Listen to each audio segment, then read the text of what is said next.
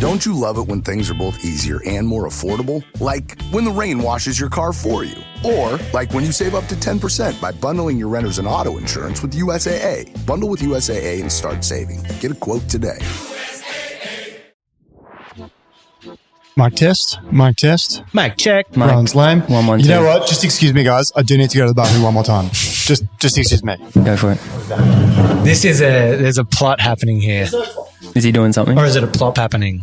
It's either a plot or a plop. Actual plot? Yeah. But Oh, you mean this is staged by him? What he's There's about to something- do? Something a bit sus about that. He eats a lot of curry, so he's either going to take a huge dump or he's about to dump something unexpected on me.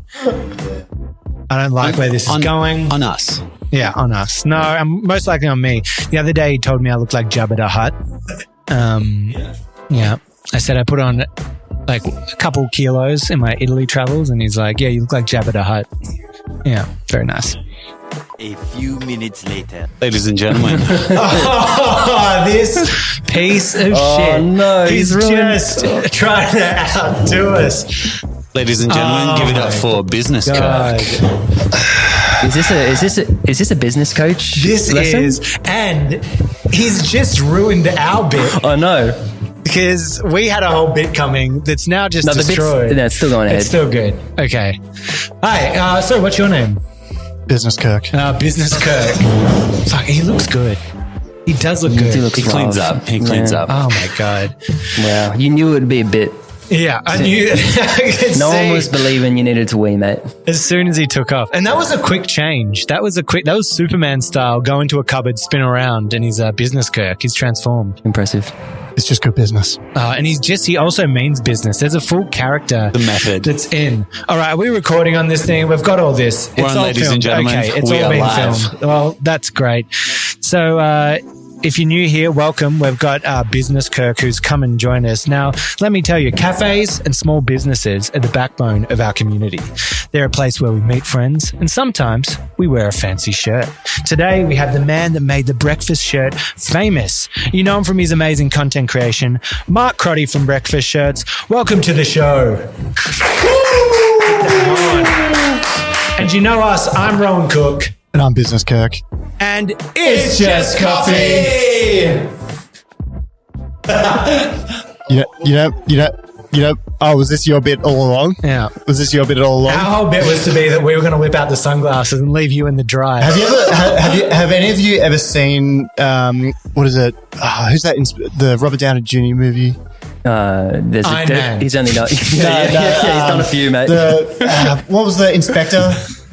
No, Sherlock. Sherlock Holmes Part 2. Have you seen Sherlock Holmes Part 2? No, wait, that wasn't Robbie Downey. That was Benedict Cumberbatch. Yeah, that was Cumber. No, but there was a Sherlock Holmes. There was a Robert Downey Jr. with one. Hugh Grant. Yeah. Anyway, No. so in the second one, he was battling with Professor James Moriarty, and there was like that whole thing where they were like chess playing each other in a fight scene. That's me against you two today. This is happening. It's playing off. Yeah. Hey, we're all friends here. We want to be on that. But Business Kirk, he's here for business. He broke character a little bit there. He started getting excited talking about Sherlock Holmes. Let's keep it cool. I feel like Business Kirk is going to sell us a 6-part like business coaching lesson by the end of this podcast. By the end of this podcast, you'll be a dropshipping expert. You'll be selling houses. I'll be borrowing someone else's BMW for a house viewing and you know, $4 million worth of crypto. and $4 million worth of crypto. Absolutely. Now, we were actually just lucky enough. I went and had breakfast with Mark. We went and sat, had a chat, filmed it up. That was so much fun. It's nice when you meet people just straight off the bat and you can just click and you can talk and it's like I've known you for years. You know? It does feel like that. Yeah, it was beautiful. So we were actually chatting about maybe my name, Rowan, being a bit boring. And so maybe that needs a bit of a rebrand. So Rohan sounds a lot more interesting. So maybe from now on we'll just go as I'm Rohan Cook. Or does Cook need to change as well? That's pretty dry. You're so progressive. Rohan is so progressive. He doesn't have a last name. Perfect. Maybe roll the R, you know? Yeah. Business Kirk and Breakfast Shirts were talking before the podcast started about him being from a certain region of New Zealand. I kind of put it down to he's from Gondor, you know, neighbouring Rohan. Yeah. Where are you from? You're from Mordor for sure. Mount Doom. Oh, Mount Doom. Man, I got a comment on one of the videos last night. It was like one of our camping ones. And the person wrote, "Thank you for the information. rugged, more beefier version of Taika Waititi. And honestly, I took it as a compliment. That was great. Too. Yeah. When I was at my skinniest, I got Taika Waititi a bit, but now I got beefier Taika Waititi. Everyone is going to think I'm a giant load. You got me, you got Business Kirk calling me Jabba the Hutt.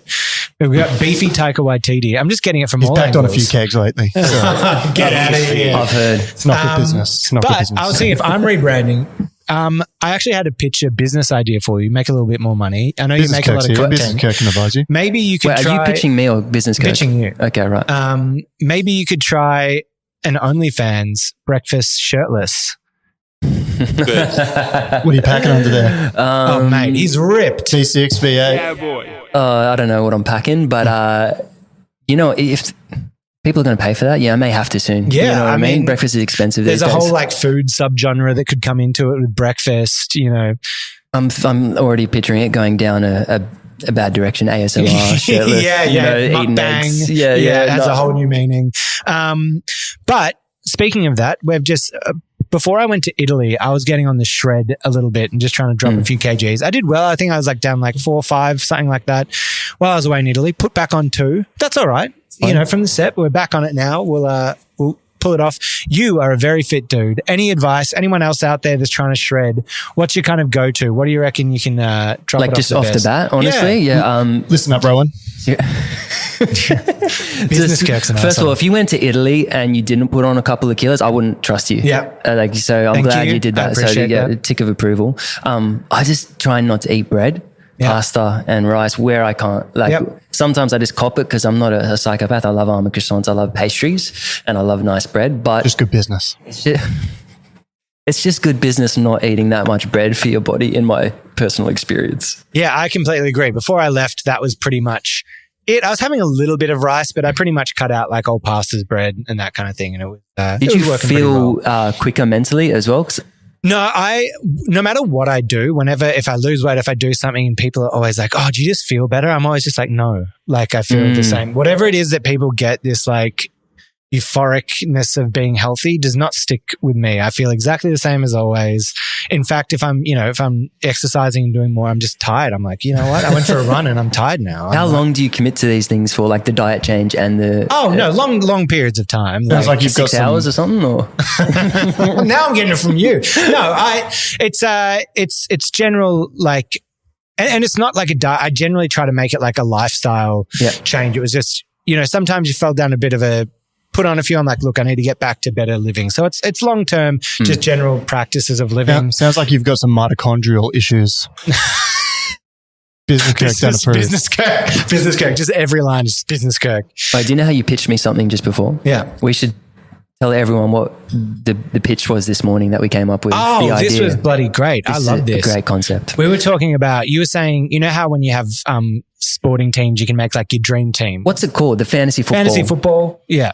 Fantasy football, but for a cafe. So imagine you open this app or whatever it is, and you can build your own dream team of staff of the cafe. So maybe there's like there's 2 coffee machines at the front, so you need 4 baristas. There's a front of house, and you can drag and pick your favorite hospitality staff from across Australia and put them in different positions, and then you can share your cafe dream team. Yeah, it's like getting the All Australian in the AFL. You bring in people, cafes upload their own workers to it, so people get voted in. The customers kind of pull in their teams. Fully. Yeah. We should do that. Actually, like I'm Business Kirk as the manager. Definitely, you can make all the hard decisions, Business Kirk.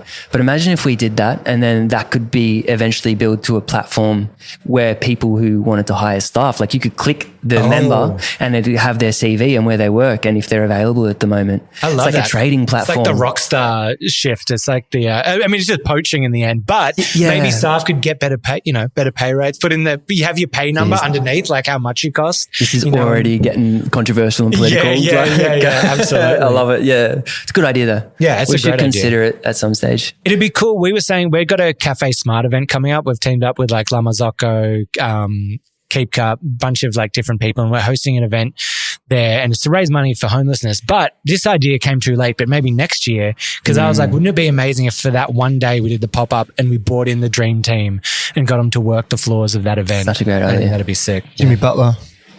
We're going to bring in Jimmy Butler. Is Get Jimmy him behind Butler the La Mazzocco. the basketball player? Yeah. He is a huge coffee nerd. There's photos of him getting on his private jet, like carrying his Lamazocco, No way. like from game to game. During their COVID, when they were in the bubble, he in his room was serving coffee to the other players because there wasn't a cafe there or whatever. No. He was charging $20 a coffee. And the name of his coffee company, Big Face, came from that because he wanted people to pay with $100 notes, which is the Big Face bill. For his coffee. Yeah. And he was like, and if they paid with 100, he's like, sorry, no change. Sorry, no change. Yeah. So even when you're a multi-millionaire basketball, you're still hustling. I love that. Breakfast Shirts works closely, recently with like the tennis player, Max, and he's into his coffee as well. Oh shit. And he is trying to do the same. He's like calling San Remo, you need to make a machine which I can bring in my suitcase, because on tour and on the tennis tour, the coffee at all these events is shit. Or like all the players complain about they don't have good coffee. So he wants to bring a machine in his suitcase. We pitched to July. They never responded to us. July, hi, thank you for the response in the email. Yep. We pitched to Lamazocco, but they already did another collaboration with Ramoa where they made a machine that looked like a suitcase. I want to team up with a coffee machine company. If you're out there, send us an email. I want to make the portable espresso machine where it's literally just a suitcase and there's a cutout hole where the portafilter goes in. So you're just strolling up with your suitcase, plug it into the wall, espresso on the go. Business Kirk last year did a gig with Bon Iver. Made coffee for the band Bon Iver when they came to Melbourne, and they've got like a whole thing where they have like, what are the music boxes called? You'd both know. A jukebox? Amp? Or no, what they transport all the things in. Oh, like on the wheels and stuff. Yeah. They've got the whole coffee machine set up in that. And, they did do it. Yeah, so they basically built that. Yeah, and so they're mad coffee fiends anyway. So Business Kirk got in there, made some coffees, and it was just good business. It's just great business. Bon Iver, it's just great business. Yeah, it is.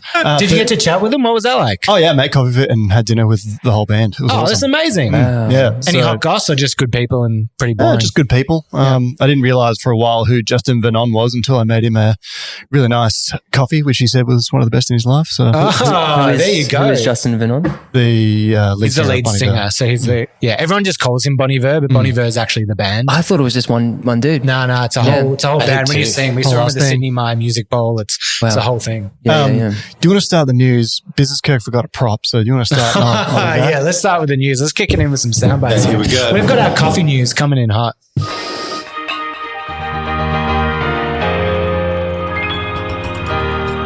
Oh, isn't that beautiful? So this is great. We've got a musician as our producer. He just whips up different songs and different things. Did you make that? Yeah, man. Wow. I'm keys player, singer. I got that thing. You got everything going You'll on. hear some more things later on. Right. Well, if we get you on the pod a bit, maybe you need to have your own segment where you two can work together and have a little sting. Make a little jam. Yeah, have a little breakfast shirt jam that comes in. Anytime. All right. So first bit of news story that we have here is the NanoTemper. Sorry, before we get to the news, what prop is he getting? A cane, a walking cane, or a monocle or something? Yeah. What do you reckon? What's he got? I haven't noticed anything yet. Where's the prop? Bit later. Okay, the prop is it's a prop for a bit. All right, this is ridiculous. All right, we've got the NanoTemper. This is like a biotech company. They built a coffee machine that makes coffee 6 times the strength of espresso. So David and Jonathan build the strongest coffee machine. They built it into a casing of one of our Prometheus devices. Each shot uses 45 grams of coffee, produces 6 times the strength of a normal single shot of espresso. Underneath the hood, dual sapphire pistons, generating 400 bars of pressure, which is wild, equivalent to 1.28 tons of force on the coffee, or water pressure that you would find 4 kilometers below sea level. So, I mean, this sounds like it tastes terrible. Any cafe that's using that device, you better hope you have triple ply in your toilets. Yeah. Going to be absolutely annihilating the porcelain, cracking the Corona, as I say. That's intense. So these are like scientists, and I think they're just like nerds who love coffee, and they were like, we're just going to build this ridiculous machine that makes insanely strong coffee. That's crazy. So they use the same amount of coffee that you normally would? Well, a normal shot maybe is like that 21 grams of coffee. Okay. So this is probably double the amount, but still I'm sounding like the concentrate is 6 times stronger. I don't know if they mean caffeine or the actual dissolvable coffee amount in it, but either way, I'd love to taste it because I think must be the total dissolved solids of it. Yeah. So your typical one is about 8-10% times that by 60% coffee. That's a sludge. That's some real sludgy stuff there. It feels like Business Kirk's going to be a recurring character here. Yeah, I think so. Can we call, while we're doing pitches, you mentioned Vegemite. I pitched Vegemite a mad campaign, and they're playing hard to get. Oh, what? They responded once. Can you tell us what the They should put some campaign is? respect on your name. They should, yeah. I chased them up and nothing. I had my assistant email them. Can Business Kirk sort that out? Yeah. But were you Thanks. chatting to someone there? Like, was there actual email chains? On their social, and I had a mutual friend give me the email contact, and I sent them. They got it, they received it, they gave me some like application number. But the pitch was so solid, and like we had heaps of people tag him and stuff. We were basically going to Europe on this breakfast tour with Bobby Alou. So we did this regional campaign. We went to 50 cafes across Australia, playing free music and helping cafes. What's this called? The Breakfast Shirts Tour? Yeah, the breakfast tour with Yeah, Bobby. the Breakfast Tour, that's right. With Bobby Alou. And we're taking that to Europe in 3 weeks. Yep. And my original idea was, all right, Vegemite, you got to take us over there. You got to be the main sponsor, and we need to educate all the cafes overseas how to spread the right ratios of Vegemite. Oh my God. They'd be the perfect sponsor for a breakfast tour in Europe. Just think about all the viral clips of all you have to do is go to different countries and get people to taste a Vegemite and film those responses. Exactly.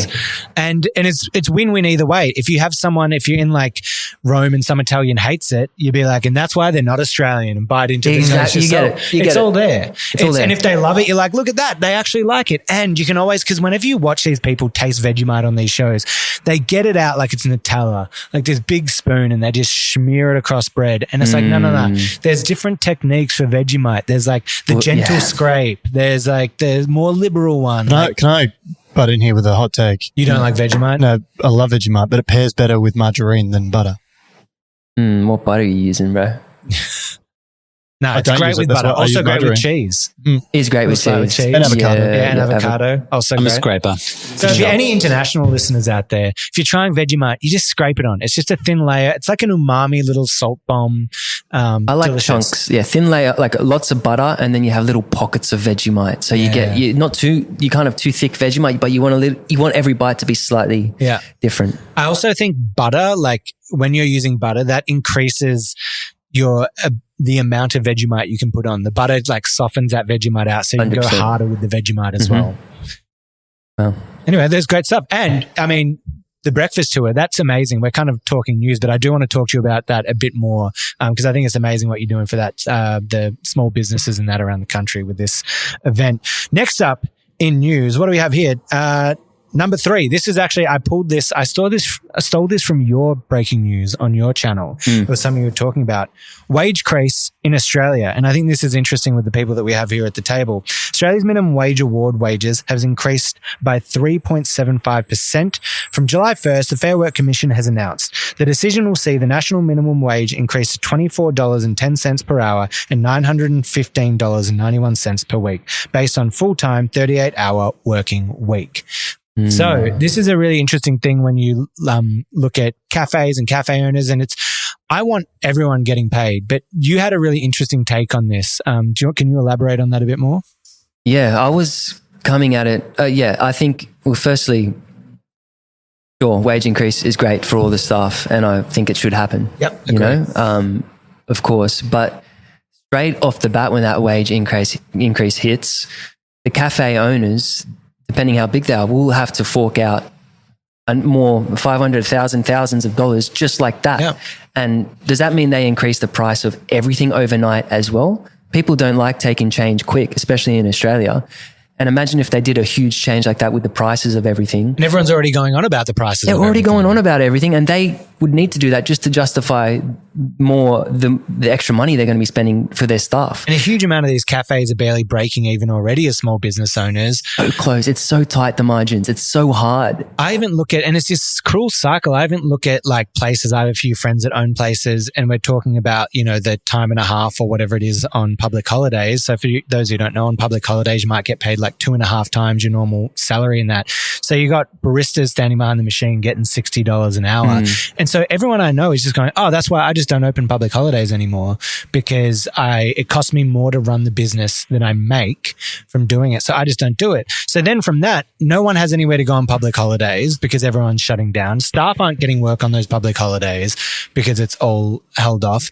And we're paying people more money so they can afford to live, but then the price of living is going to go up so those businesses can survive. Business Kirk has a take on this. Oh yeah, so small business. My take is that in the future. Oh, should we call you Small Business Kirk? No, just Business Kirk. Small Business Kirk. Look at his suit, man. That's not Small Business Kirk. Small Business Kirk for sure. Just Business Kirk will do. I think small business.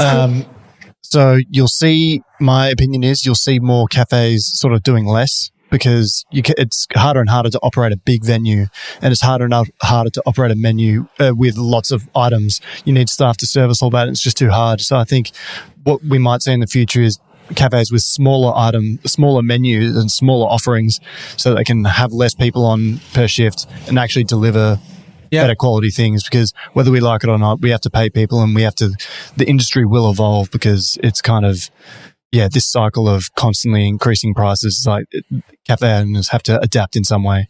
Yeah, I agree. I mean, you see Dan Dick, he does that with all of his coffee shops. Nigel, he's like counter service only, less staff, less chance for things to be screwed up along the way, take it out. So that's kind of his approach. So yeah, there will have to be some changes and some evolution in this hospo game to kind of keep up with what's happening. But also, I feel like the government needs to do better. You also did a call out to like all the banks and stuff where you just every single one of you advertises, we're here for small business. You have some like low depth of field, like shot of some young person working. And it's like, we're supporting that, but it's like the call out of like, no, let's really support it and actually do something. Well, that worked to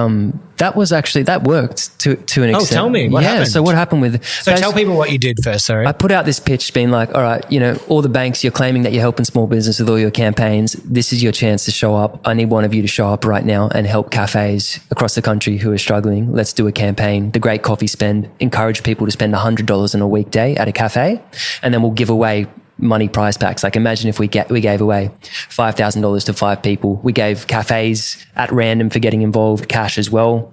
And we made this full campaign encouraging people to spend money and helping cafes in a time of need. And so Ubank, I think it was. Yeah, Ubank. Was that right? Ubank hit us up, which is a subsidiary of NAB.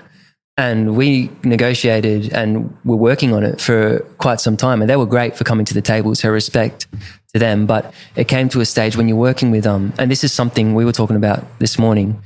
When you work with big brands and big companies, you have to play in their field, and which is fair enough. Like they've got an image to uphold, and they've got all these, brand requirements and stuff. And by the time we negotiated a deal which could have worked, I just don't think it would have benefited the cafes as much as my initial thing. So putting my time in executing that campaign wouldn't have got a really good result for the cafes. So that wasn't a reflection of Ubank for coming. They were great. It was just the timing, the combination of the two, and the metrics. Because picture it this way, if you're encouraging people as a bank to spend money, that's not a great PR thing for the bank. Like people would say, oh, it's easy for you guys to say to spend money, you're a bank. So you've got to take that things into consideration. They're like, well, why are we going and spend money? You just do it by yourself. You're the one with the pockets. So there's all these things you got to mitigate and manage. And just based on timing and all that, it didn't fall through in the end. But I'm still I still have the contacts there to pull some stuff off. They're keen to help and get involved. Well, it's good that you have that connect now, and if something pops up in the future. Yeah, fully. And it's good to know that some big groups and institutions will come to the table and at least have the discussion because they want to help. And they genuinely did. They were like, okay, we want to help. This is what we can do. Can we make it work? Yeah. So it was great in the end. But you know who you need to reach out to who'd be great? My partner works for Who Gives a Crap Toilet Paper. You and them would be a perfect combo. Like breakfast shirts, they have all their patterns for like all the they got cool branding. Rolls. Like all the branding is like the wild colors. Same branding agency. Are we talking about that? Are we cutting that out? Is it triple ply? Just Business Kirk just shakes his head at me. Don't talk about it. Non-disclosure agreements could get me in serious trouble. But we better get into the podcast. This is a 26-minute introduction. This is the podcast. I'm having a great time. Liam, we're going over an hour for this one. I'm sorry. Well, some of the questions have already been answered in what we're talking about here. So it's all just happening naturally. There's a good flow. But classic business, small business Kirk, small by name, small by nature, just coming in, wanting to keep the meeting adjourned, wanting to keep the minutes logged All right, we're up to questions. Rowan's projecting on me, but anyway. So my question was going to be, what's your coffee order? Mine? Piccolo. Piccolo. People think it's a decaf though. It's the Piccolos and long blacks are the official coffee of businessmen. Did you know that? Are they? Piccolos for businessmen. Long macchiatos, I'm sorry. Do you drink piccolos then? No, so he's not a businessman. I'm a sensitive. I'm a cortado, man. I'm a sensitive new age businessman, but they are. I'm serious. Okay, wow, that's I didn't know that. Yeah. And you're a long black person, obviously. Yeah, I'll drink everything. The long black it's more probably a double espresso, but if I'm sitting down for like a longer period of time, just because I'll knock it back in 2 seconds and I want something to sit on, I'll get a long black. But just a double espresso for me. I was going to ask Business Kirk. You did. Yeah, what do you have, Business Kirk? Business Kirk enjoys a flat white. Oh, there you go. Business Kirk. Is it 3/4 or? No, just a straight flat white. Just a straight flat white. No faffing about. No silly business. Just straight up. Is this different from regular Kirk? What does regular Kirk drink? Regular Kirk, who? Oh, just some guy I know. I sometimes do this podcast with him. He's like a co-host. He's a bit of a dick, but we get by. Sounds like an absolute cock. Yes, finally. Actually, I like Business Kirk. Big Business Kirk. He's upgraded. I like this name. Right.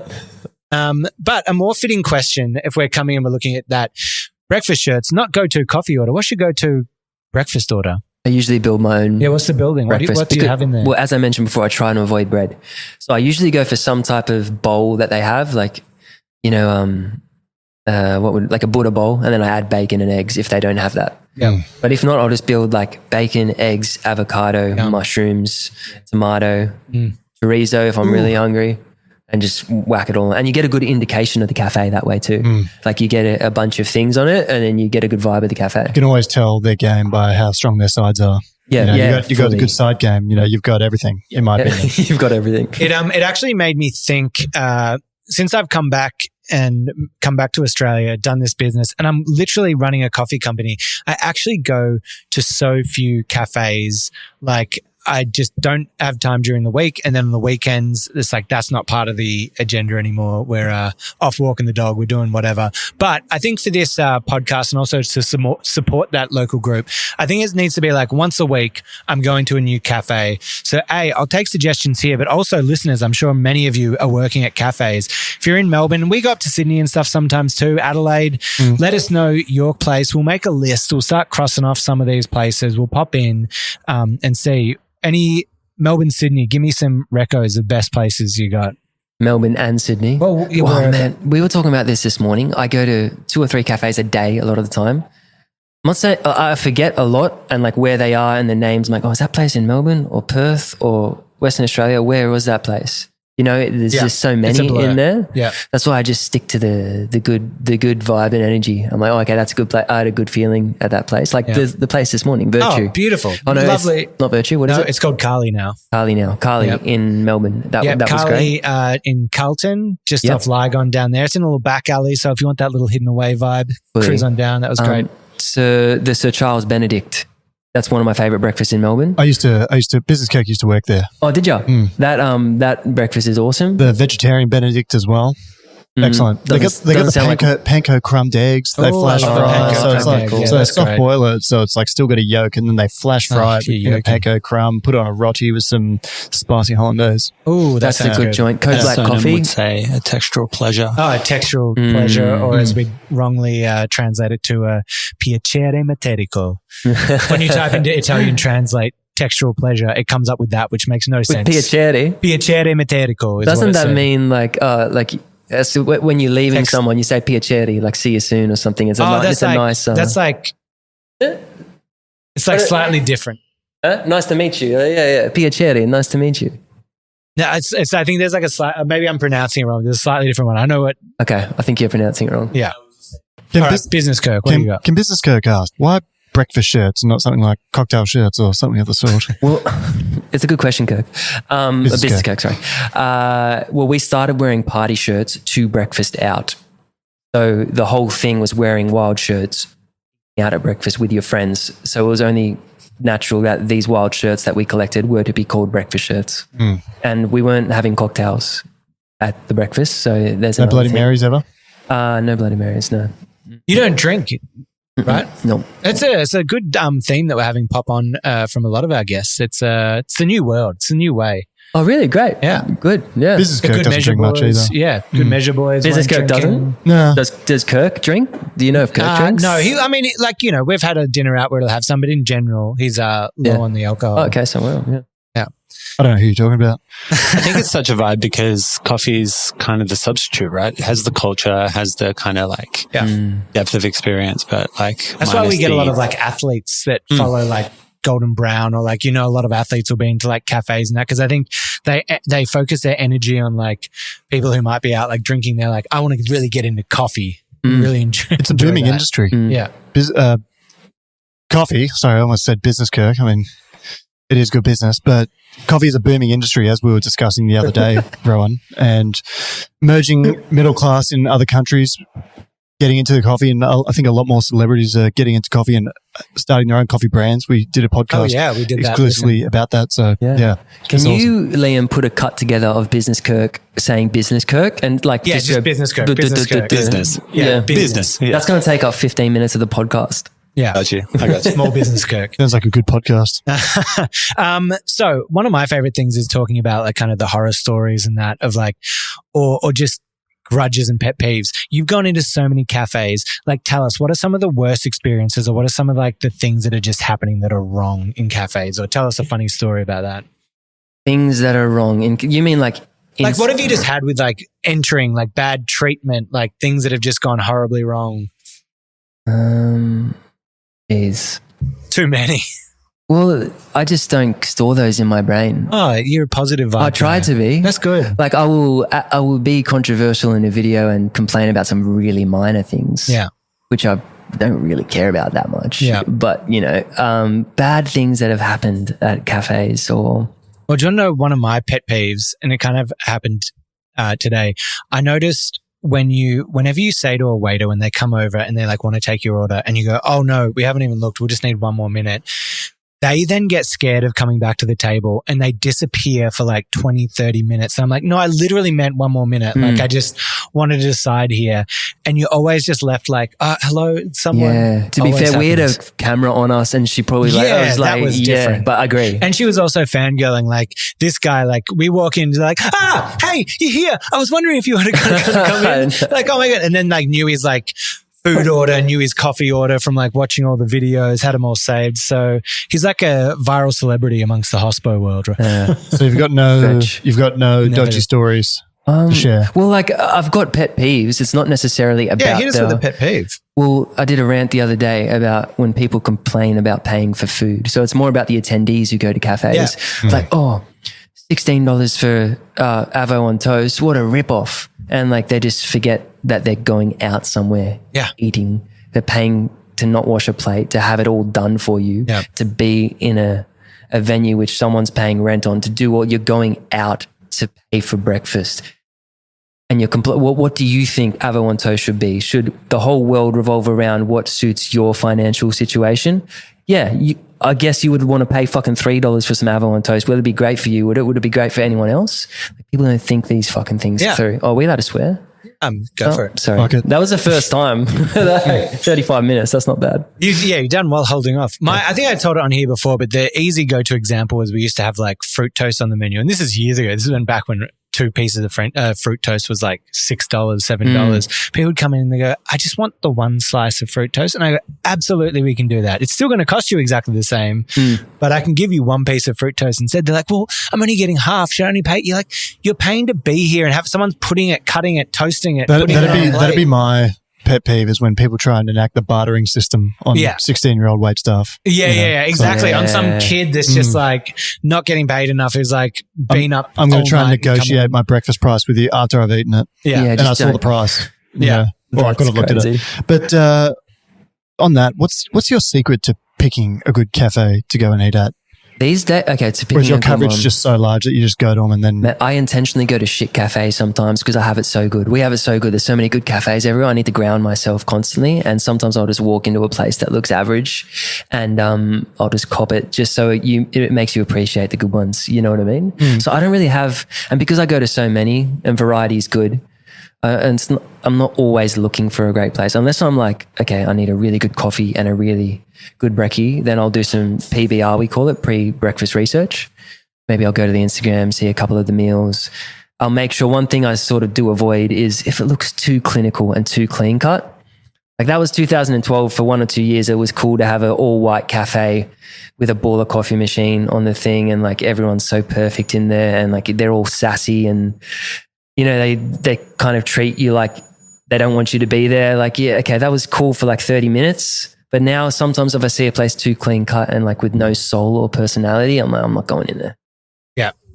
Yeah. Do you get that? Do you know what I'm talking about? There's a constant cycle that kind of happens in like the style and design of like things that happen. I remember when I first started, it was like that rustic mix match chairs, all that kind of stuff going on. Then we kind of got like fancier in that. And then it's kind of like rebirth around to like, oh, there's graffiti out the front. Someone bombed it. Yeah, fine. That's what it is. Or like that door is broken. That's fine. We'll just do that. Definitely a bit of character and a bit of vibe. What does Business Kirk look for when he is scouting a cafe? Business Kirk likes people that are happy. You know, I feel like you can sell me a half-baked flat white or half-baked breakfast if you're polite and kind and there's a good vibe there. So Business Kirk appreciates, you know, the That was exactly what we were saying this morning. We sat down, we had amazing stuff, and I was like, the food tastes good and it hasn't even come out because I've just had a lovely time with the staff here and felt welcome to it and everything. Great. Well, Business Kirk's growing on me because I like that answer. I feel the same way. I'm nuanced.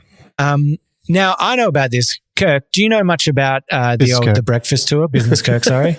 I've kept across. I had my assistant send me some notes about it the other day, and you know, I know he's touring the whole country, trying one breakfast spot at a time. Yeah, it's very impressive. So you've done it. You've toured around. Now you're going overseas. One of the things that I just want to point out that I really like here is your commitment and dedication to the local community in these smaller places. That you are bringing businesses, customers and people. So for everyone that knows, all these like little mini gigs that you're putting on are held at different cafes around the country. So you're seeing like a lot of these places are having their best business days ever, right? From you doing this? Yeah. A bunch of cafes on that first tour had record days in terms of sales. Yeah, which is amazing to do that. And you can see why you're kind of beloved amongst that coffee community and everyone's trying to get you in the door. How many cafe requests are you getting a day from that?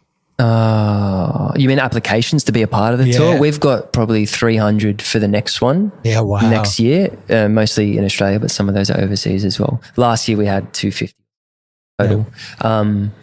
But lots of people messaging daily to come to their cafe on Instagram, just in general, not necessarily for the breakfast tour, but just, you know, wanting some breakfast shirts. How are you finding being immersed in this community compared to others? Because I kind of feel like coffee is one of the greatest communities in the world and one of the kindest, and everyone seems to just want to get along because of this mutual, I guess, partnership of being involved in the industry. How are you finding being in coffee? Because you're also a muso, so is there any contrast between the two? Yeah, definitely. I don't know, every industry has the nice parts of the community and, you know, the standoffish things as well. Like, how do I find being in the coffee? I like it. But like, as you guys all know, I know nothing about coffee and everything. So like, I don't know that aspect of the community, but coffee in general brings people together. You know, that's why I like the coffee industry. And, so that's what attracts me to it. You know, the human connection, and, you know, sharing a coffee together. That's what coffee should stand for. Yeah. Great. Now, also like me, you're in the brutal world of content creation and making videos and that. Looking today, like we sat down, had breakfast, you're filming it. You've probably got 40 minutes of just like banter and that you're then sitting down, editing all these clips, uploading that. Like there's so much work and so much effort that goes into this. I can hear you pitching great ideas about Vegemite. What are some of your gripes or things that you'd like to see changed in this kind of creator economy and everything that's happening? Or how do you think that you could have been treated better along the way? Or do you think you've been treated fairly and well? Fairly by who? The brands I've worked with, or like brands?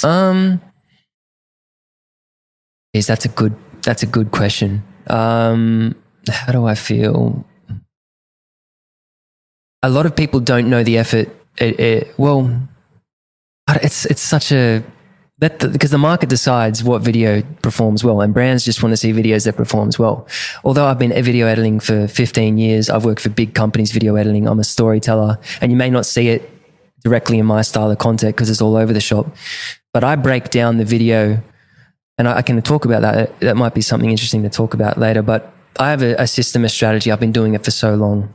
Videos take me, like that video this morning will take me up to 3 hours, maybe more, just to get a 2-minute video out there. Brands don't necessarily see, or this person has skills as a creator. He's not just an influencer or something. Like trying to show that point of business, especially when you're dealing with like middle management marketing at these big companies who don't have that much experience. Yeah. And you're trying to sell yourself or something. I'm doing things at Breakfast to try and avoid having to work with big companies and just do it all myself, because it's very time consuming. You've got a bit more autonomy that way as well. Yeah. Oh, absolutely. And I can be myself and let it rip. You know what I mean? You don't have to feel like you're treading on eggshells just to be able to work with these brands. This episode is brought to you by Walmart.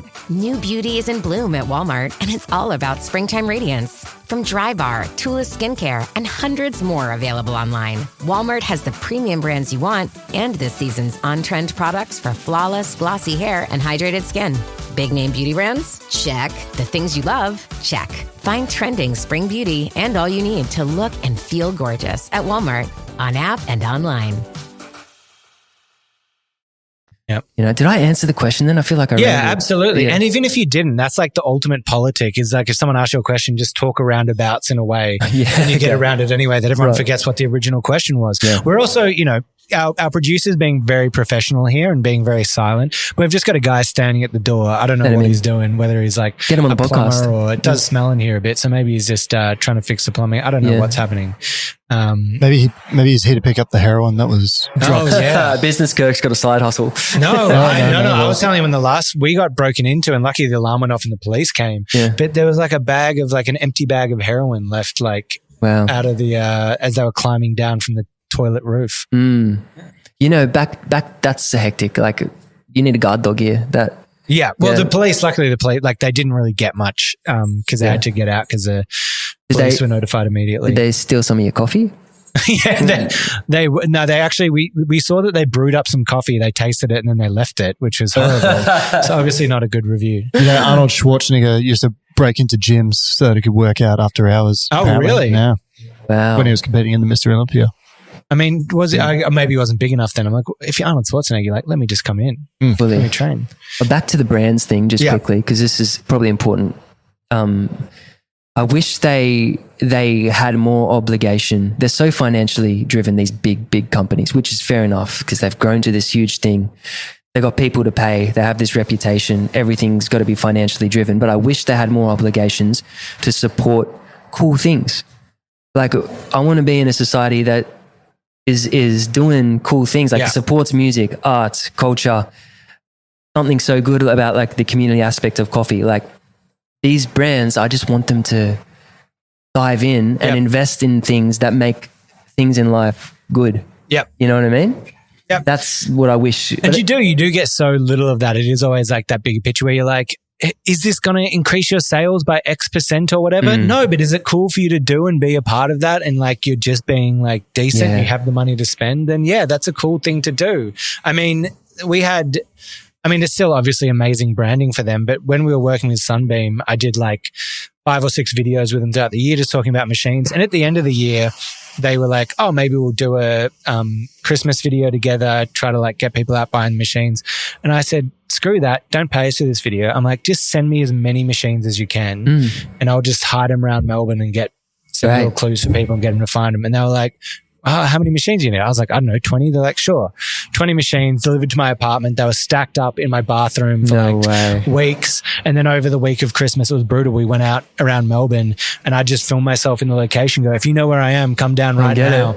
And it was wild. We had like, by the last day, we had about 60 people rock up to like the stairs. People were like running, like for each one, even when I was out in the middle of like a reservoir out in like like Hillsville or whatever, people were there in 15 minutes from posting the video. Just like, and then I felt so bad for the people that you'd see like running after someone's got it, like sprinting. Like some guy I think pulled a hammy. I'm like, oh my God, I'm so sorry. It was like in the 60s. But yeah, those kind of nicer things, a bit of that would be, brand should have like just the fun friendly budget where it's like every year here's $100,000 that we can put towards just doing something fun and friendly, and it's still good for the brand. Yeah, absolutely. I think, a lot of them don't realize that maybe. Yeah.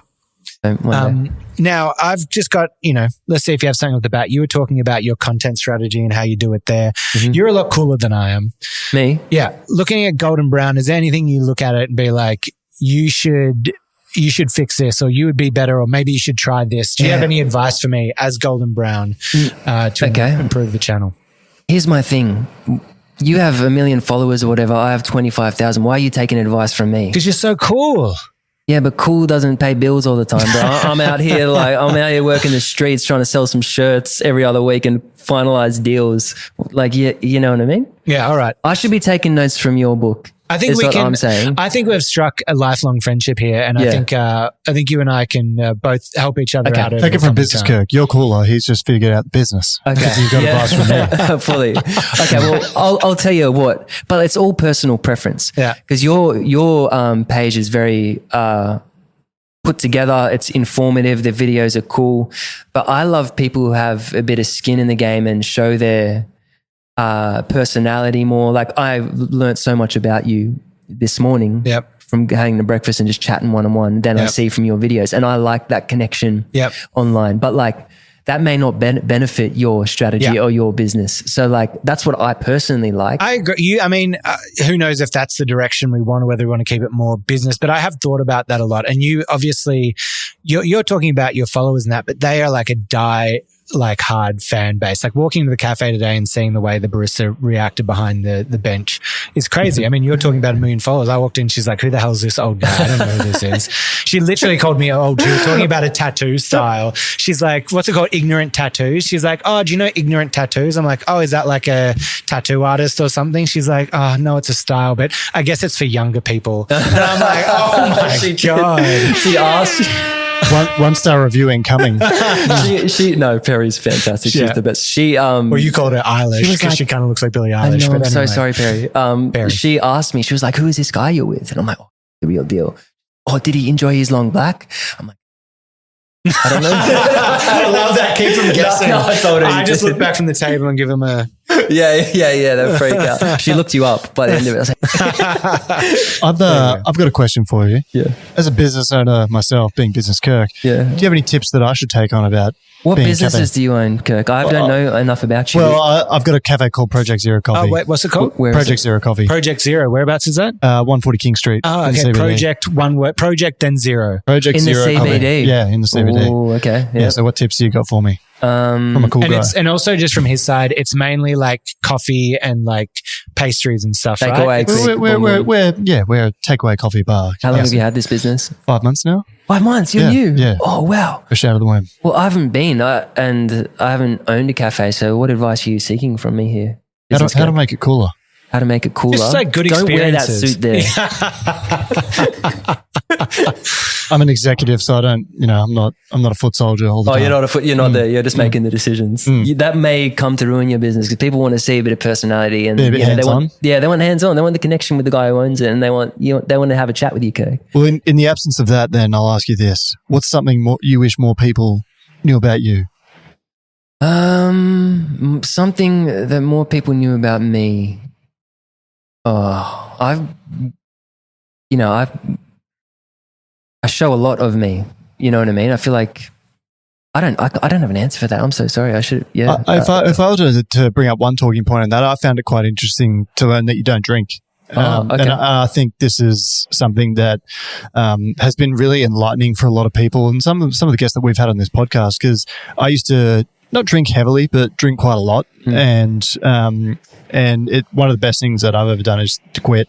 Like I still occasionally have a wine, but I don't binge drink ever anymore, and it's been one of the best things ever. Well, here's my thing on drinking. Like, I don't want to create a separation between people who drink and people who don't.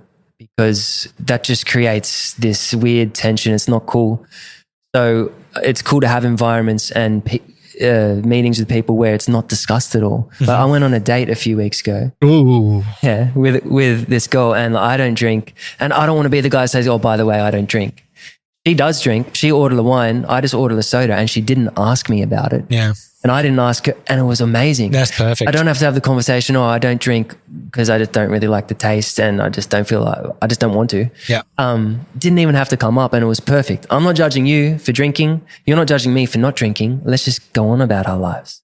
So I don't actively, I'm not one of those guys say whatever. But the double-edged sword, the other thing is I get a lot done by not drinking, and I'm up early. My output's insane. I think drinking would slow me down. Yeah, absolutely. You know what I mean? So that's the positive of not. Probably a few hot tips for Rowan and all of that. So Oh yeah, like we had like one stout beer that got bought in yesterday, so I had that on the podcast. So now from that standard, I'm a heavy drinker. Oh, according to Business Kirk, that's Business his Kirk. analysis of the situation. there's been a few more scandals that I haven't aired, but we'll just leave it there for all intents Business and purposes. Kirk. Yeah. But drinking in Australia is like such a strong part of the culture as well, and like I got close mates who still try and get me to drink. It's ridiculous. Oh, trying to get you to it's- drink is so stupid. I remember hearing like Hughesy, the comedian Hughesy, being like, people come up to me constantly at a bar and they're like, "Oh, I got you a beer." And he's like,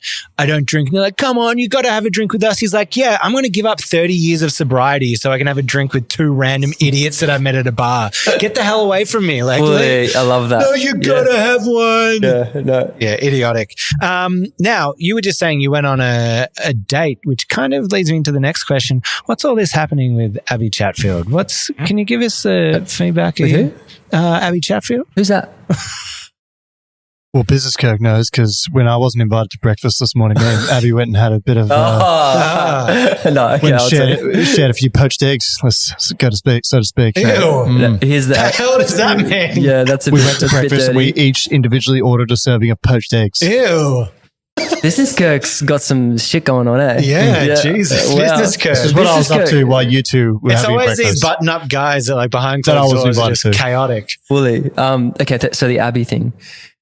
So I follow through with a lot of silly things at breakfast shirts, and I put a lot of shit out there, and it doesn't always work, and I just, whatever sticks, Throw I it at run the with wall. it. Throw it at the wall, see what happens. Abbie Chatfield, I didn't know who she was before. She liked a video, and I saw someone with a tick, and I clicked it, and then I recognized the name. That's all I knew. Okay, this famous person has just liked a video of breakfast shirts. Love that. And I just randomly put out a video saying, "Guys, Abbie Chatfield just liked a breakfast shirt video. Should we go to breakfast?" I put that out to the audience. Then it blew up, just that one little video on a story. Then I was like, "Oh, this is..."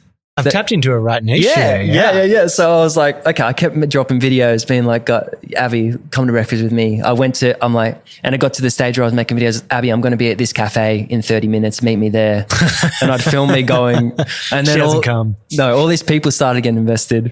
She kept getting tagged. We have mutual friends who sent her the video. Her manager saw it. I had a dating show hit me up that she's associated with to try and get me to come on that. And all these things. And then she started messaging and we were like teeing up a date. It still hasn't happened. She's dropped off in the DMs now. She's ghosting. Yeah, she's ghosting. We had breakfast plans, you know what I mean? So I just put something out there and I wanted to follow through with That's it. great. Well, we hope it happens. Do you have a message for Abbie right now? Come on, Abbie. No, I think, you know what? You're done with it. Well, no, I'm not done with it. I'm not fully done. We nearly had a. If you want to go to breakfast, that's fine. But I've got my sights. I've raised my breakfast goals. Yep. So maybe I was thinking the next person. Oh, here is this the first? Yeah, this is the first. I'm I'm dropping here it on the pod. We've got a new date. We've got a new breakfast date. Goal. A breakfast quest with someone. That's right. Abbie Chatfield, if she doesn't, that's fine. Set my sights higher. Chappelle Corby, let's go to breakfast. Whoa, Corby, bring the boogie board. Why Let's Chappelle have Corby? a time. She bought a breakfast shirt. And Oh. yeah, it was so funny. Wait, for we were those. messaging Go and Yeah, she sounds like a vibe. So, Chappelle Corby and we should go to breakfast at some stage. Yeah, I think. And for those listening who don't know, can you give us a rundown of why Chappelle Corby is famous? Okay. Well, we probably have international listeners here who would have no idea. Oh, so true. It's such a niche Australian thing. So, Chappelle Corby is somewhat of an Australian icon. Yeah. And I'm pretty sure she's famous for making handmade clocks. That's what she does now. Oh, that's what she does now. Yeah. How about you explain, Rowan? Yeah, originally famous. What was it? A boogie board bag? Boogie board. She was coming back from Bali and tried to smuggle marijuana in a boogie board bag. Allegedly. Got busted and then was in jail for how long? In Bali, was it? Over 10 years, but she almost got sentenced to death. She nearly got sentenced to death. Wow. They bartered with them. They held it off 10 years. Then she got out. And now she's making clocks and buying breakfast shirts. And she has a book on her story as well. Oh, there you go. So people, read the book, I guess. So you've heard it here first. We want to get breakfast shirts on a date with Chappelle Corby. Business Kirk would like to know, Rowan. Date's a big word. No, sure. Okay, a breakfast campaign for me to go. Okay. With Chappelle Corby. Sure. I love that you're like, date's a big word. Let's not get it mixed up here. Well, yeah. I was inferring that with Abbie, and then she noted, I've heard about this campaign about me, and I liked the campaign sound more. It's a breakfast campaign. Okay, it's a breakfast campaign. Yeah. Well, Rowan, who would you like to go to breakfast with if you were to start a campaign? Who would your subject be? Pablo Escobar. Okay. I'm raising the Pablo Escobar. That's a dangerous breakfast. It's a dangerous breakfast. Yeah, fully. I'll be having ground beans. He'll be having ground powder. Okay. Plates and plates. Yeah. Who would you like to go to breakfast with? I'd hit up Albo. Our Prime Minister Anthony Albanese. I'm so out of touch with the politics. Is Albanese liked? Like, do people like him? Like, what's the situation? No, not really. Well, I don't actually particularly like him or his policies. And his opposition is not much better. Peter Dutton, not better at all. But I just, if I'm trying to have breakfast and just influence a little bit, try and enlighten people to the plight of the hospitality industry right now, I'd campaign for Albo, come have breakfast, come see what it's like. Would you? Okay. I mean, Trump would be pretty interesting right now after the shot. Talk to him about that experience. Yeah. But if I'm going someone's that seemed fake to me. If someone didn't die in the crowd, I would have been like, it seemed fake to me as well. But did someone die in the crowd? Someone died. Someone shooting their family. They did get shot. Yeah. Oh, no. So if it was just like, I didn't know that. No gunman, didn't know what happened. All of a sudden, there's just this little pop of blood. Maybe I'd be like, this is all set up. And the way that he just jumped to his feet. But was the person dying, was that verified or was that just propaganda? No, it's verified. It happened. Actually? Okay. And just for the record, I believe it was real. You're scared. Well, a part of his ear did get shot off and someone died. So it'll seem real to me. Yeah. Well, I had nothing about that. But back to the Albanese thing or whatever. Do you think as a business owner, as a cafe owner, I don't know enough about politics on either side and policies and all that because, to be honest, I'm so busy anyway, and the time I do have to myself, I'd rather spend at the beach not reading. What government do you think would serve cafe owners better, Labor or Liberal? Do you know enough about to comment on that? I do, but honestly, it's such a redundant. They're both shit. Exactly. There's no one prepared in politics to really help small business substantially. I think there's too much going on in the world for anyone to really make a huge difference. And also, I don't think anyone, and this is more of a personal thing than it is business, but I don't think any government is positioned to really influence your life anymore in a positive way, which sounds sad to say, but I hope that a lot of Australians vote for the minor parties. I think Australia's political system right now, we've only got two choices, and I think that's how do we get there? But there should be more choices, and I think if you vote a minor party at the next election, then you probably. I don't have any particular party that I support, but I just think we need to break the system where we only have two choices effectively. Business Kirk coming in with the goods. I'd vote for Business Kirk. I'd vote for Business Kirk. Hey, Liam, can I hold this mic like this? Yeah, sit back. Is that all right? Yeah. Yeah. Yeah. Now, the last little thing here on the website, you've made some pretty cool breakfast terminology. Let's throw some of that lingo out to our fans and let them know what they think about it. So, what is a BF? Do you know these just by the? Yeah, of course. Yeah, what's a BF? I founded them. So it's not a best friend. Breakfast flake. Oh, what's a breakfast? Breakfast. That's something very different. Different one, bro. He's gone his poached eggs. We're going to breakfast. Yeah, a breakfast flake is someone who flakes out on a breakfast date. You know, they have plans and they don't have any follow through with the breakfast, or they pull out last minute. They don't have conviction. Hate a in breakfast the breakfast flake. world. Yeah, they're the worst. Yeah. You know? Yeah. I found the breakfast flake, it would have been Biggs when you did like a night out and then you'd all go to breakfast and that person would go too hard and then they just pull out. Yeah, you got to commit to the bit. Yep. SBE.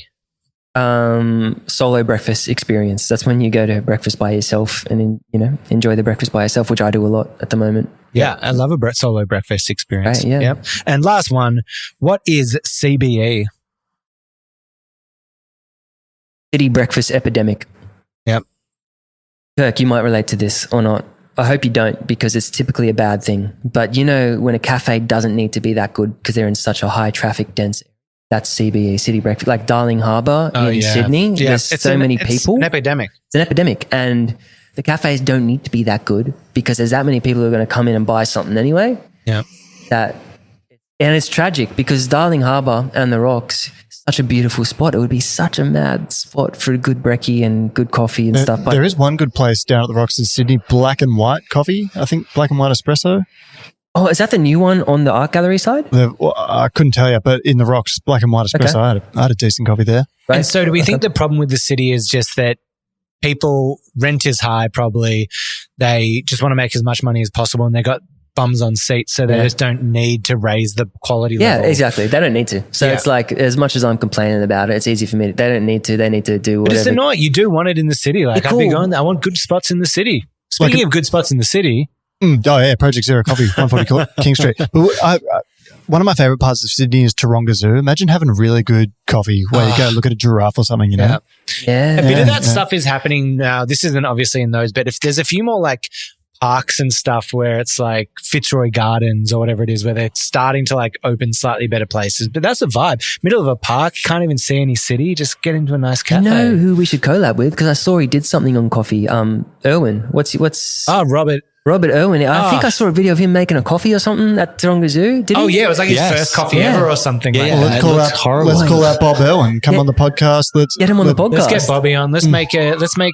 Oh, we just got some ambulance out the back here. Oh, no. That's all right. Just rolling down through the tram lane. Ambulance. Good on them. They're getting there quick. They're saving whoever needs to be saved. It looks like there's. It's literally across the road. Yeah. Okay. Oh, man. Yeah, something's happening across the road. We'll keep you updated if anything unfolds across the road. But Bob Irwin would love to come and make a few lattes while you're feeding crocodiles, etc. Yeah, bring some snakes. Steve Irwin, icon. I look back at some of his videos. They're beautiful. Someone bring a tear to your eye when he talks about his conservation. He was like, he has this beautiful video where he's like, was asked, when would you stop doing this? When will you stop working? And Steve Irwin was like, when I feel like my job is done and when I can, let nature stand is when my kids are ready to take over for me. That's when I'm ready to stop. And then it just cuts to his kids just doing it. Giving myself goosebumps over here. What a legend. Yeah. I was explaining to my girlfriend who's from Canada what it was like when Steve Irwin died. I got in the car and my mum said, something terrible's happened. I was like, what?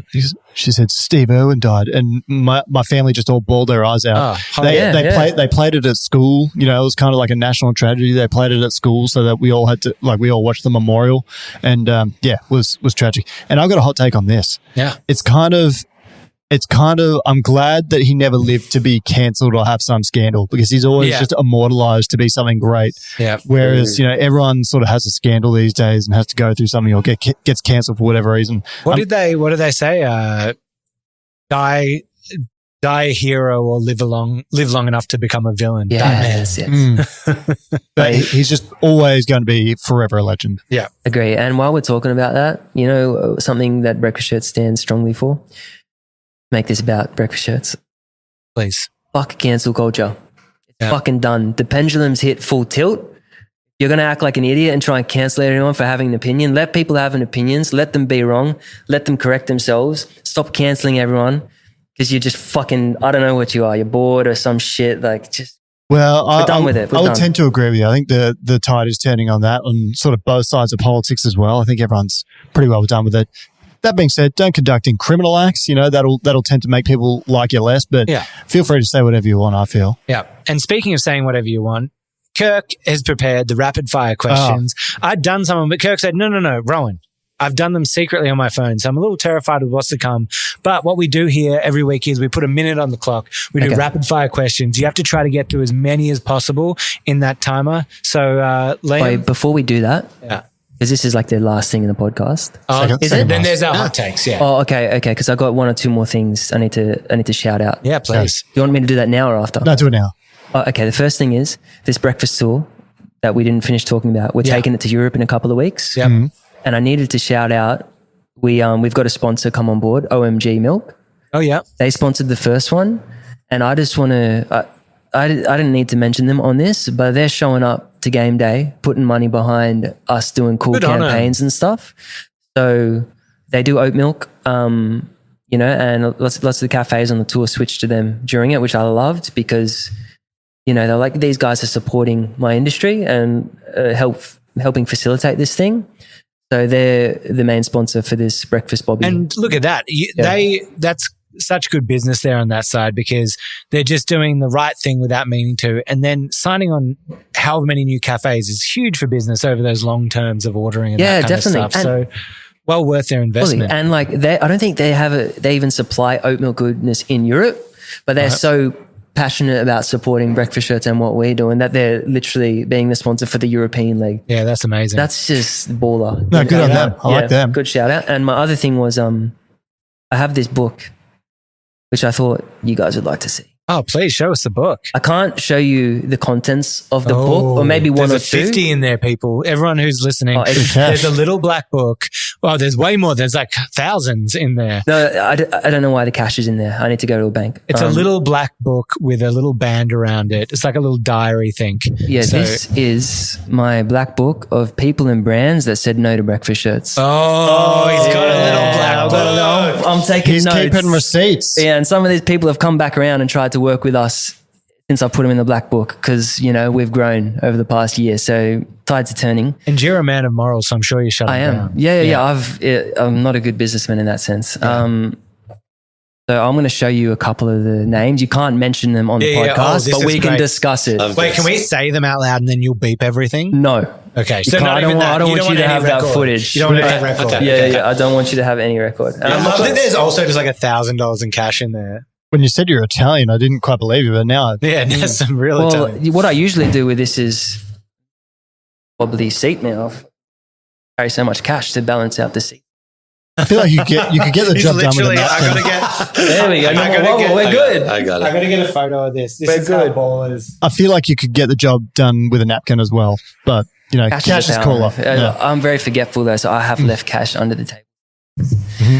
Okay, let's have a look at it. I'm not going to show you all of them because some of them are a bit too red hot, and like breakfast shirts is not big enough to take the backlash if it gets back. You know what I mean? But one day, if we get to where I want to be, I will call these people out. Yep. Okay. I'm here for it. Hey, Business Kirk. Business Kirk. Chill, bro. I need to. So we're opening the book here. We're flicking the pages. This is tantalizing stuff. I'm some of the reasons of why some of these brands are in this book is very petty of me. I will acknowledge They've done that. Nothing wrong. They're just like, they called you the wrong name. They called you Mork. No. Sometimes they're just too smug. The attitude is too smug, or they're too elitist. Yep. So they get in the book. I love because this. I'm not about that. All right? I need to start a book. Okay, here we go. We've got a page here. Oh, unexpected. It's not where I would have thought that was going. $1 billion company. Yeah. Hit us up to do a collab. It was going to be a big deal. 500 shirts. Awesome. Like the pitch from, they hit us up and then I re-pitched them. Like, let's rework this. It's going to be really good for you guys. To get the ball rolling, I need to pay a designer and get a sample done. $250. Nothing. Didn't want to pay it. Are you kidding me? They call me back a week later. Oh, I've been trying to get it over the line with management. Do that. And I said, if you commit to the big deal, I'll minus that off afterwards. But this is just to show you some respect. And on principles, like, it's a mine, $250 for a company that size. Are you guys doing anything for free? Are you doing anything for free? I'd already sent them samples. So I've already lost money just to call it. And I said, no, we're not going to do it for free. I just said no because I was sick of it at the time. I was sick of putting all my money into these false hopes. And I just, like a few weeks before, I was like, no, from now on, I don't care who it is. That's a big company. I'm not doing that. So they called me back another week. Got like a counter offer for you. They tried $50. to pay. They tried to barter down to $50. That's so insulting. That's worse than nothing. God. That's worse than like, I just don't have the budget at the time and like, I'll get you the stuff later. $50 is like, no, you have access to the money. You just will only give me $50. Right? Well, they were willing to spend $40,000 or whatever it was afterwards. Wild. So I said, no.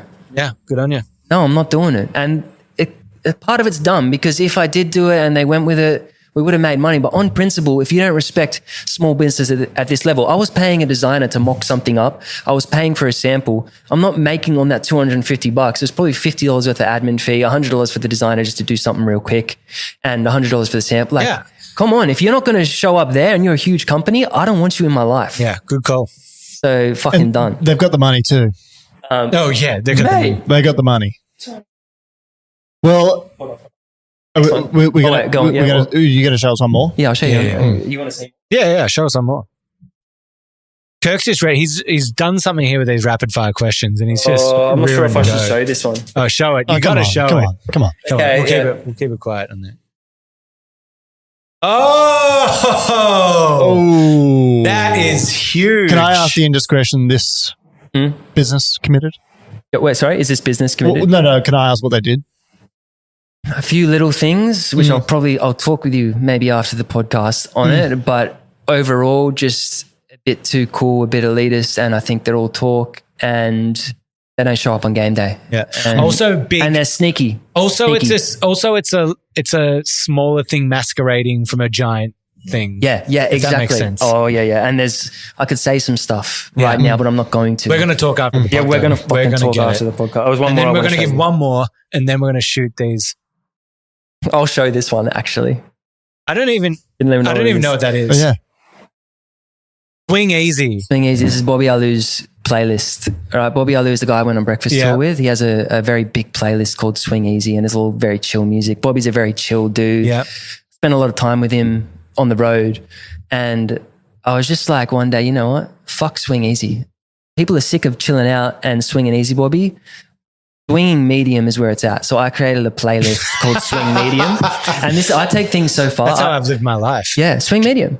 And Bobby's just he loves his Swing Easy playlist too much, mate. It's done. Swinging medium's where it's at. I'm going swing hard. I'm making my own. You go for it. Yeah, go for it. I actually I spent $1,500 on Swing Medium shirts, and I sent them to all Bobby's mates. I'm breaking this news here. Oh, this is like a long-term prank. Yeah, I'm always about long-term pranks. Yeah, I sent him to his partner, his close music friends overseas. He was on tour with Xavier Rudd at the time, and my mate was also on the tour, so I sent him a shirt ahead of the schedule, and at the same day everyone was sending him pictures in Swing Medium t-shirts. And then he goes on the tour bus and Mikey comes out with the Swing Medium t-shirt, and I've just sent all these swing, and that's probably why also I'm not a great businessman, because I'll do stuff that are funny and I have too much conviction and follow through. No, but I love that. That's the best way to live your life. You're going to have so many good stories. So many. By the time you're, in your ripe old age. You probably do better business that way. I don't know, man. Speaking of pranks gone awry, old Business Kirk over here. Well, it's time for everyone's second favorite segment in all of podcastery across the world, and that is indeed rapid fire questions. So I'm going to ask you. It's just questions. I'm going to ask you 30 questions in like a minute. So, 30? Yeah. All right. So you got to try and answer them all. All right. You ready? All right. Liam? Everyone ready? Who's answering? You. On me. Just you, my boy. Let's go. And your time starts now. Poached, fried, or scrambled? Scrambled. Filter or espresso? Filter. Drake or Kendrick? Kendrick. Abbie Chatfield or Sabrina Carpenter? Who's Sabrina Carpenter? Rowan or Kirk? Oh, Rowan. Lord of the Rings or Star Wars? Lord of the Rings. Xiao Long Bao or ravioli? Ravioli. Intermittent fasting, yes or no? Yes. Should iced lattes be more expensive than hot ones? Should what? Iced lattes be more expensive than hot ones? Melbourne or Sydney? Sydney. LeBron or MJ? MJ. Does Peter Dutton look like Voldemort? Yes. Favorite band or performer? Harry Styles. Favorite podcast? This one. Would you ever open a cafe? No. Leo DiCaprio's best performance? Titanic. Messi or Ronaldo? Ronaldo. Ingredient that should be on a breakfast menu? Beetroot. Last meal on earth, what are you having? Jasmine one light cut Lebanese food. Indian or Chinese? Chicken shawarma specifically and Chinese. Should Rowan lose some more weight to make City at the same more comfortable? No. I've got a few more questions. I'm just going to ask anyway. These are the ones where I'm just going to get Do you mind if I ask them? Yeah. Did Rowan eat too much at breakfast this morning? No. How many sides did Rowan get? 14. Did Rowan offer to pay the bill? He paid the bill. He usurped me or whatever the word is. He got in there before I could, the dog. Did you find Rowan to be quite cheap? So obviously not. Is Rowan a good chat? He's a great chat. Did Rowan get stage fright? He didn't get stage fright. Can I say something else? Can I interrupt now that we're off the clock? I went to breakfast with Ben Lee. You know, the musician Ben Lee. Please, yeah. We want to get him on the pod. You should. You guys would get on. Oh, yeah? You're both very, you're quick-witted and smart, and he's also really philosophical and he has good chat. It'd be amazing. We were talking about wanting to get him on the pod. Yeah. He's a lad. You two should link up. Yep. Okay. Sorry. Do any of your shirts come in triple XL for Rowan? Yes. And have you got any? Well, I've got too much triple XL stock and 4XL because Rowan will take it. Have you got any? Did Rowan give you any good career advice? Heaps, actually. Okay. Well, it seems like he didn't fare you badly. That was all. Yeah. Where's the prop? Do you have like a scale or something? Like, what's the prop? When I arrived, as in Business Kirk arrived, I left my phone in the change room. So that was the prop. I had the questions on there that I had to come and grab. Do you have rapid fire questions for him? No, I don't. So he gets to dish it out. Yeah, well, I had the questions ready, so that's why I could see that there were plans brewing before the pod. Rowan's clapback coming next week. Yeah, things. Actually, yeah, absolutely. The bar has been set, except I don't need to dress like a douchebag to come on the pod, so that's all right. You are wearing sunglasses inside right now. Yeah, but that's cool. I mean, we all are. Yeah, that's true. We all are. I mean, the temperature's been raised quite high in here. I know. I feel a little bit, to be honest, my feelings were hurt there. I'm starting to feel a bit flush. I'm starting to feel... Mark looks a bit pink in the gills. A little bit hot. And I think it's time for an extra hot take with 2 sugars. Straight off the bat, if you're adding sugars with your coffee, you don't enjoy coffee. Oh, mate, let people do what they want. We can argue about this. They can do what they want. Yeah. For sure. But I'm just saying, don't go claiming you're a coffee. But like, what can you say if you like a pomodoro sauce? Like, oh, you don't like tomatoes because you're adding salt to them. Was that your extra hot take, or you just... Okay, now that you've said it like that, I will consider semi-retracting my comment because I love salt on tomatoes. It's like, I'll bite into that thing and put pepper and salt on it. Yeah. Oh, absolutely. Now, I don't even know. Do you have a hot take for us on that? You've prepared a hot take for us. So with the hot take though, because these are great clippable moments, deliver it straight to a camera. It can be this one, just straight here. Okay. So breakfast shirts. Mark, what is your hot take? My hot take would be overall, hospitality staff in Melbourne are not as friendly as anywhere else in the country. Oh, yeah. Anywhere in the country. Yeah, there's not all of Sydney. them, not all of them, but like more often than not compared to other cities. It's like they're too busy being cool and, wearing Patagonia than wanting to interact with the people. It's cold here though. You need Patagonia. We're inside, man. We've got fucking 6 heaters on. I know.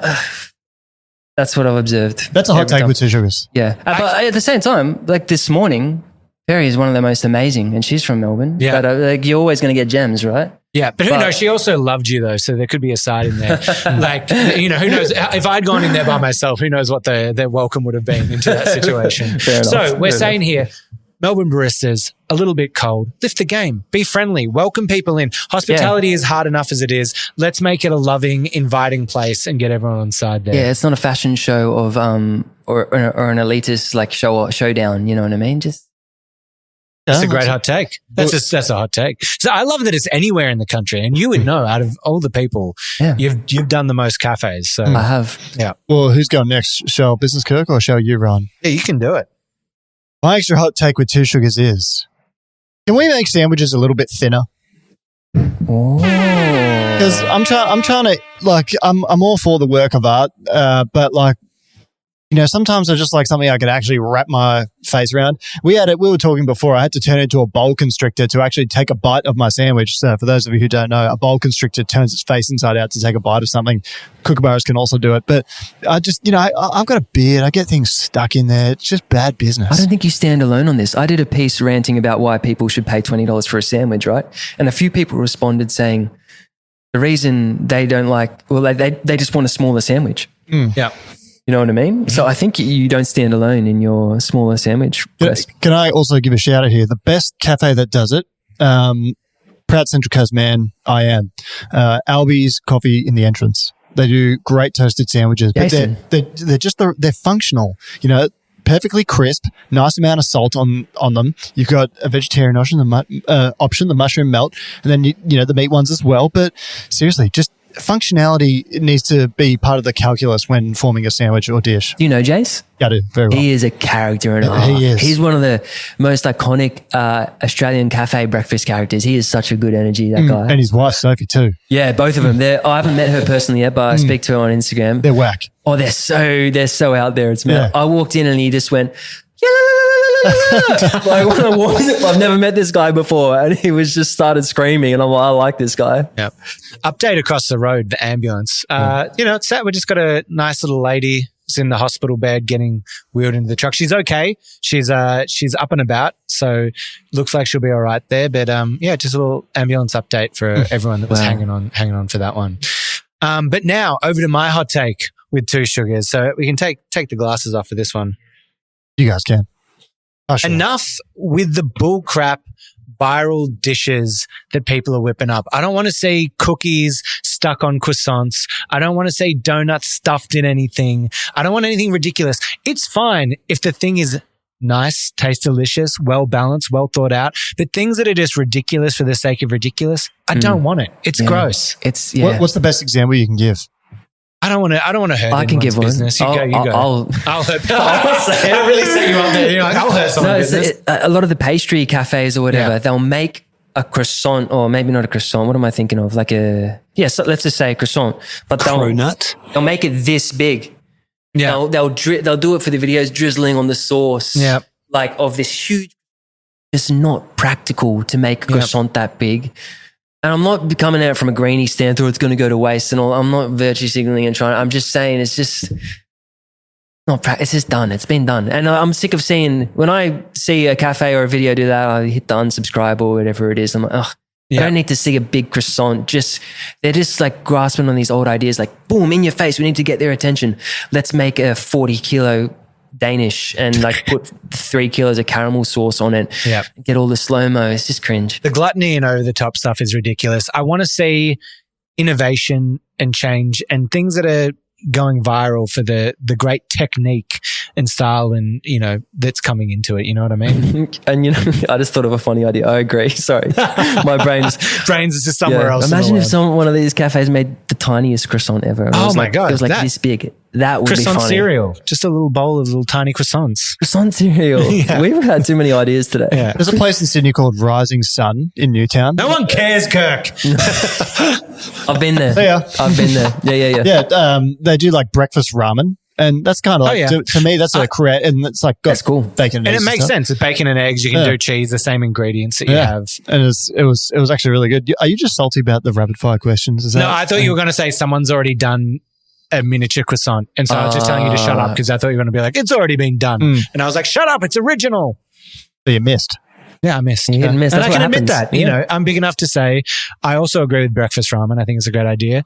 I mean, people talking about budgets and how you're doing it. Could you do, I mean, places probably do it. Breakfast pizza. It makes sense. It's just bread with breakfast on top of it.